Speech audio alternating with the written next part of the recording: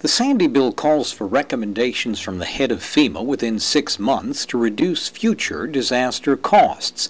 It comes at a time of increasing austerity efforts by a GOP-controlled House doing regular battle with a Democrat-run Senate on just about everything with a price tag. Former Interior Department official and now GOP consultant to the islands, Fred Radewagen, says there's room for concern. I would be concerned if a report would have an across-the-board solution, one size fits all, that would include the islands in the same sort of a solution for the mainland, because you do have some fixed costs out there that really can't be reduced. Especially transportation for emergency relief and rebuilding.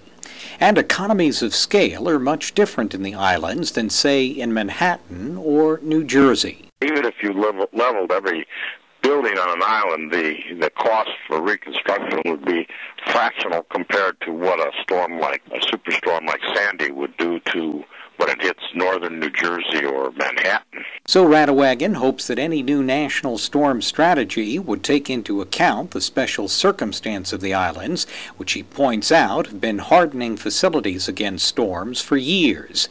And the islands traditionally don't need supplemental disaster bills like the states, but only aid from disaster loan and grant programs already on the books.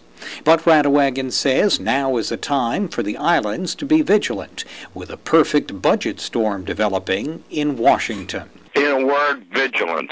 It's important for all the islands to be very watchful of everything that's going on in Congress, and it's important for the islands to work together and for island governments to work with their Washington representation. Radewagen says petty squabbles and mixed signals from the islands have to end in this era of austerity, when he concludes there is no margin for error.